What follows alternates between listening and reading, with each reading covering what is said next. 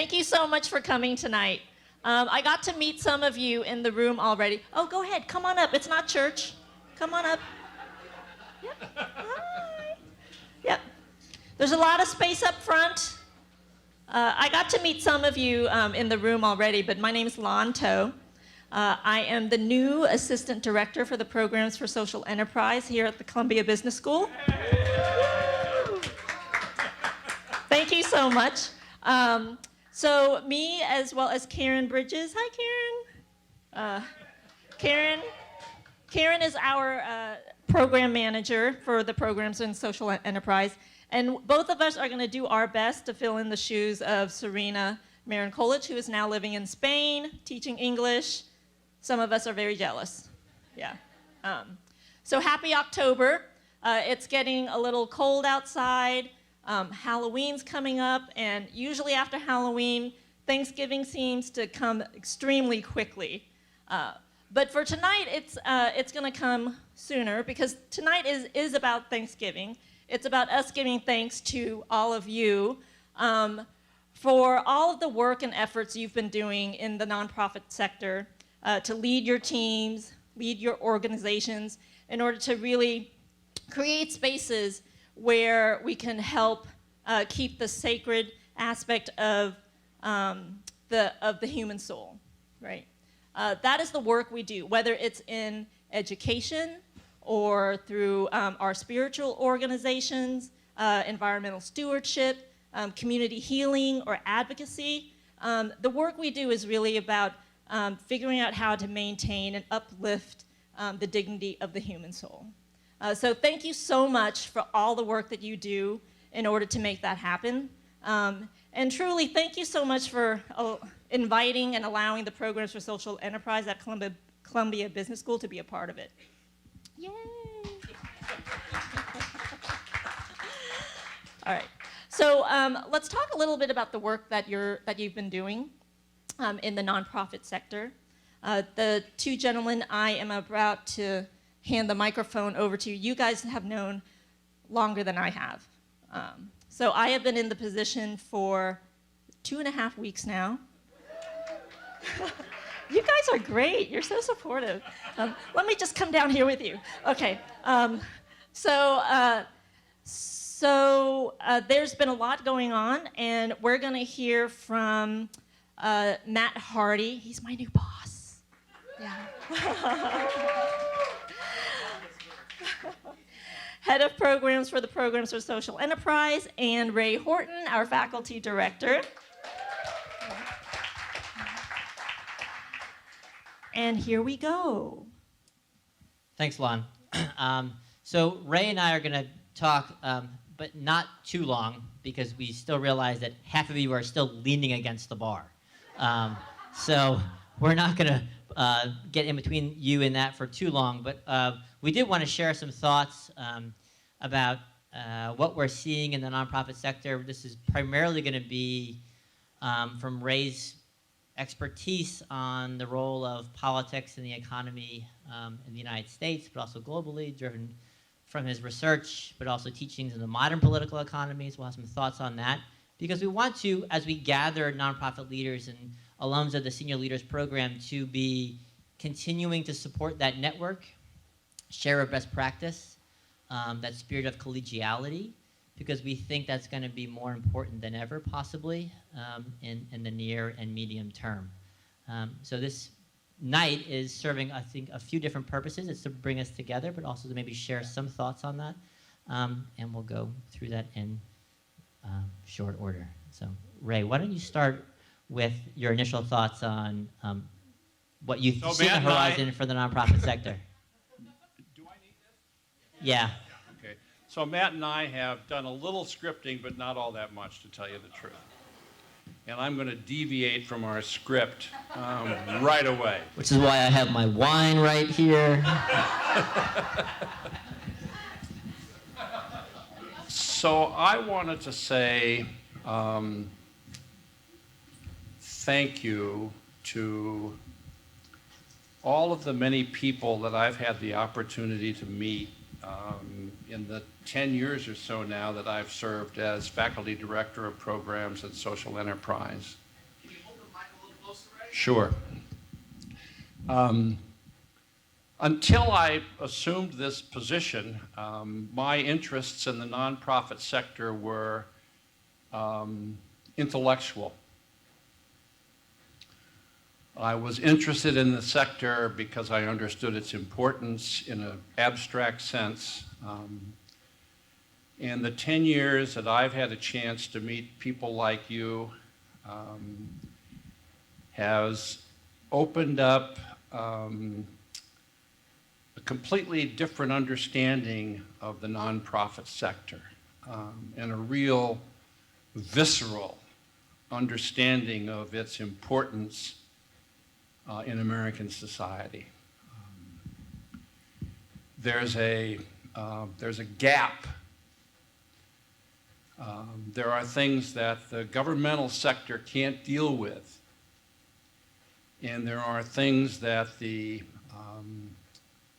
corporate sector can't deal with, just can't. And so there's a residue of incredibly important social problems that the nonprofit sector is obliged to deal with under very difficult circumstances. And so one of the things I want to do is sort of thank you and your predecessors collectively for giving me the opportunity to get to know you personally and to understand on a very different level what the nonprofit sector means to the United States of America. The second thing I wanted to do, and this is going to embarrass Matt because he's not going to like this, but one of the great things about the last 10 years is I've had an opportunity to work with Matt Harty. So I don't think there's ever been a transition from me being the boss to him being the boss that's been easier than what we've gone through in the last 10 years. But Matt, I must say that I have really enjoyed almost every minute. Really. I'll take almost. I will. I'll take it. You know, having a chance to work with you has really been an incredibly meaningful part of my life for 10 years. And I want to thank you for being the gentleman and the really fantastic human being that you are in terms of providing leadership to this sector that means so much to me. So that's so those are the unprepared remarks. On a more prepared basis, I'm reminded, so the topic tonight is something like current and future issues involving the nonprofit sector. And I want to sort of think back a little bit to 10 years ago when Lehman Brothers had gone belly up and the Great Recession was staring us in the face. In the nonprofit sector at that time, in New York City at least, not all nonprofits, but many nonprofits, were facing a very difficult time. On the one hand, the collapse of the financial system meant that the sort of revenue side of the nonprofit sector was being very seriously challenged. And at the same time, we were heading into a very long and very difficult recession, which meant that a lot of the people that you serve were going through very difficult economic times. And so there was a real crisis confronting many nonprofits in New York City. Revenues were down, and the demand for social services was increased because of the Great Recession.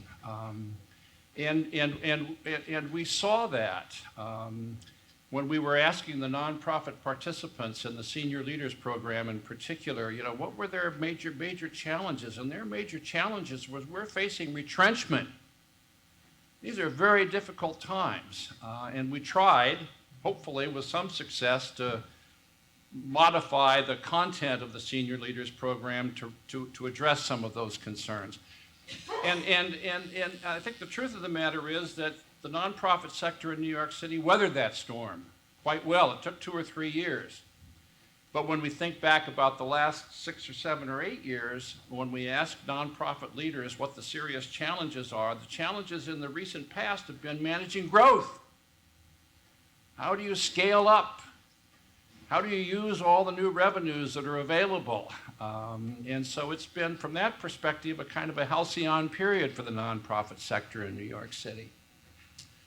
And I guess what I want to sort of mention now is mentioned partly a function of the fact that I've been dealing with this modern political economy course at Columbia Business School for a long period of time. I'm very concerned about the possibility that we're heading back into what's going to be a very difficult time for not all, but for many nonprofit organizations in New York City.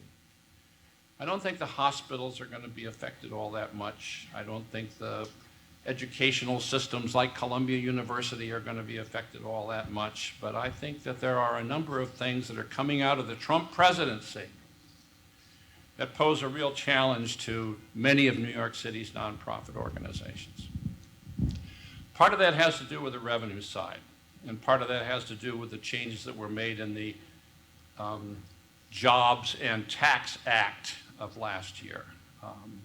As many of you know, the rules having to do with charitable donations have been affected substantially. And so I think many organizations that rely on charitable organizations are going to be stuck with a persistent revenue decline from that particular source because of the changes that were embodied in that legislation. The thing that I'm really worried about is my conception of the president is that I don't know whether he's a populist or not. I haven't quite figured that out, but he is a right-wing Republican. That I've figured out. And on the one hand, he's going to, and already has, engaged in a massive tax cut program, as I said earlier, that's going to dry up some revenues for nonprofit organizations because they're going to bite into charitable donations. What I really worry about is the fact that he's going to take us on a path with the support of a Republican Congress, for the time being at least, that is going to take us into what I think has been the sort of ideal picture of right-wing Republican thinking for a period of time, and that is cut taxes, create a fiscal crisis, and use the fiscal crisis as a rationale to finally get at social spending by the federal government, including the entitlement sector. That's the starve the beast strategy that has been in the back of the mind for conservative Republican leadership for a long period of time. And I think that's quite likely in the offing. You may have seen in recent days discussion of the fact that the deficit is going to increase substantially because of the tax cut.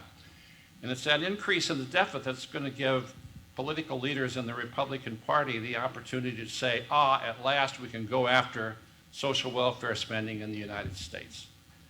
And so I'm very worried that over the course of the next 2 or 3 years, we're going to see a substantial financial crisis, not unlike what we experienced 10 years ago, resulting from a combination of federal policy. Not an economic crisis as it was in 2008. I think of it as a political crisis in 2018, moving forward into the next election period. So that has some implications, I think, for how the leadership of the nonprofit sector in New York City exercises its leadership role going forward. But I'm going to stop right here and turn it over to my good friend, Matt.